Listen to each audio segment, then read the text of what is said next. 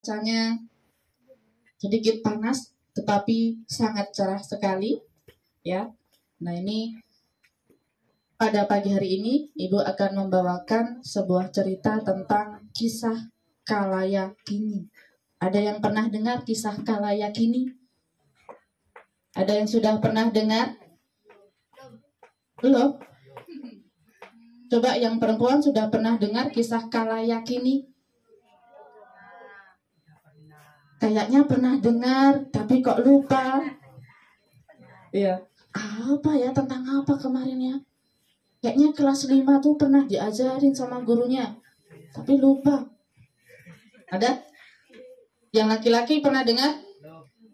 Belum? Nah, kalau belum pernah dengar atau mungkin ada yang lupa, ya, dengarkan baik-baik. Ya, jadi kisah Kalayakini ini salah satu cerita dari Dhammapada Atthakatha, ya, tentang Kalayakini. Ini awalnya, ya, berawal dari kisah seorang suami istri. Ya, nah suami istri ini sudah lama menikah, tapi belum punya anak. Ya, sudah lama belum punya anak. Nah, akhirnya apa ya? Ya, akhirnya, oh nanti mau gantikan ibu di depannya. Mau? Ya, dengarkan baik-baik ya.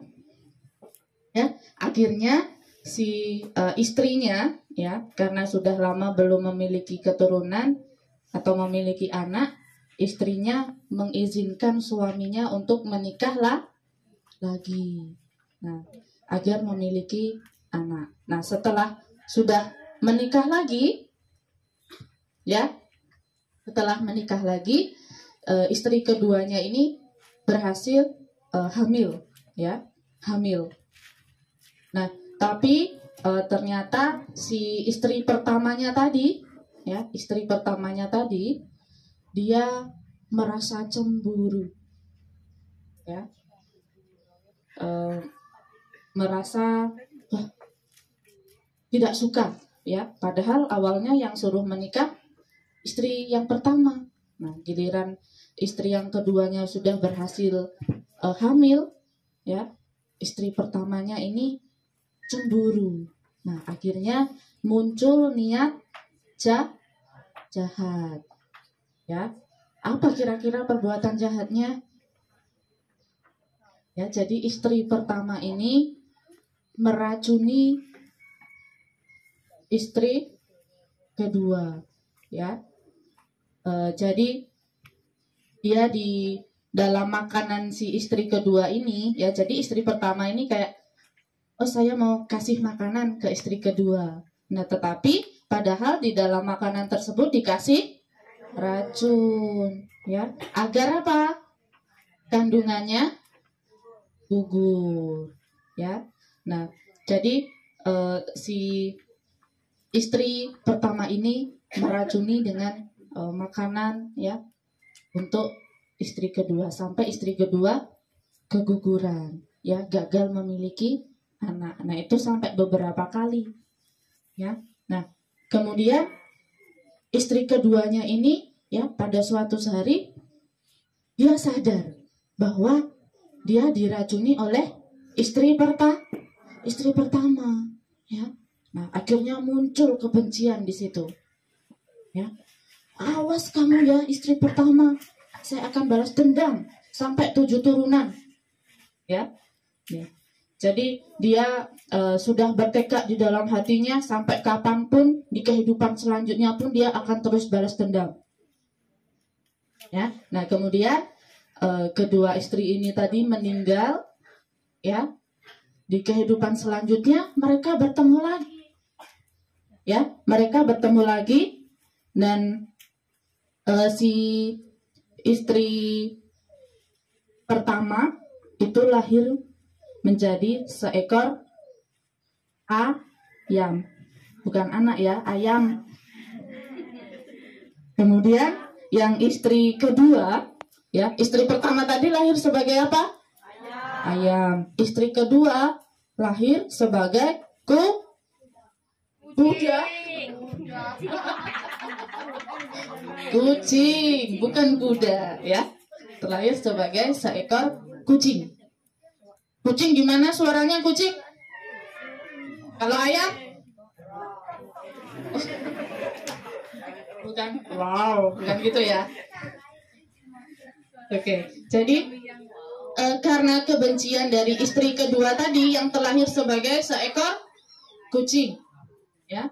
Nah, dia masih menyimpan kebenciannya walaupun sudah terlahir kembali, ya.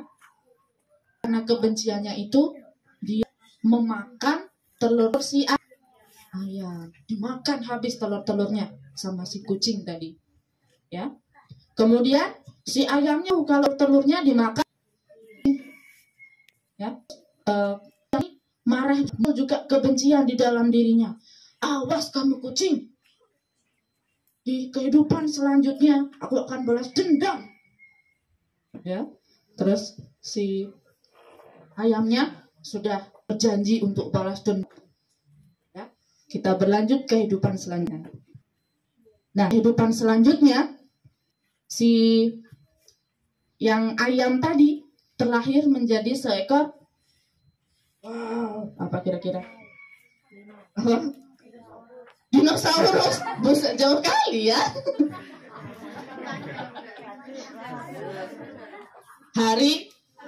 Harimau. Wow, ya kan? Coba harimau gimana bunyinya? Wow. Kemudian si kucing tadi dia terlahir sebagai seekor rusa. Nah, karena mereka hidupnya di hutan, jadi mereka juga saling memangsa, ya.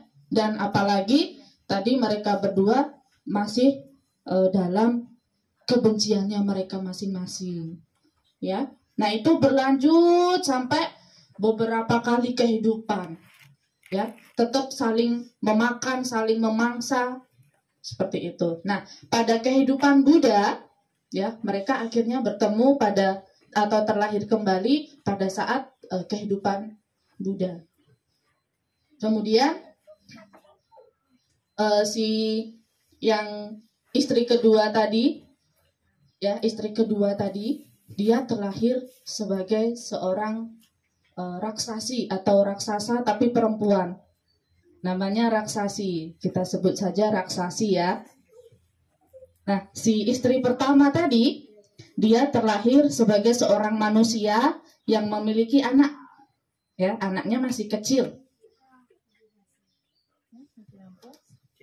Oh, mati lampu ya. Ya, oke, kita lanjutkan.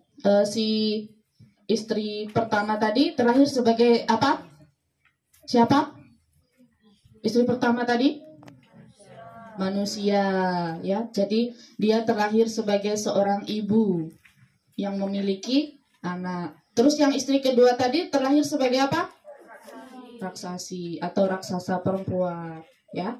Nah, kemudian pada suatu hari si manusia tadi, si ibu dengan anak tadi, ya, dengan keluarganya, mereka mau menuju ke suatu tempat, ya. Di dalam perjalanan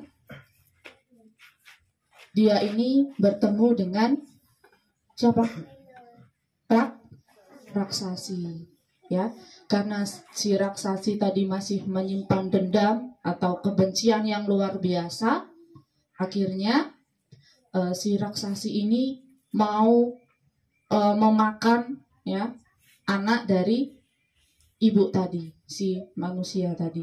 Dikejar-kejar tuh sampai, ya. Pokoknya harus dapat, saya kejar-kejar. Ya, si manusia tadi, si ibu tadi lari sekuat-kuatnya sambil gendong anaknya. Ya, terus dia sampai di wihara di mana Sang Buddha tinggal. Nah, dia masuk ke dalam wihara dan meminta tolong kepada Buddha. Nah, si raksasi tadi masih tetap ngejar nih, ya. Awas kamu, tunggu saya. Ya, dikejar pokoknya sampai dapat, saya mau memangsa anak kamu. Ya, kemudian sampai si raksasi ini tadi sampai di gerbang wihara ada dewa penunggu wihara menghalangi. Stop, raksasi, tak boleh masuk. Kamu mau berbuat jahat ya? Ya. Nih, jadi si raksasi ini tak boleh masuk.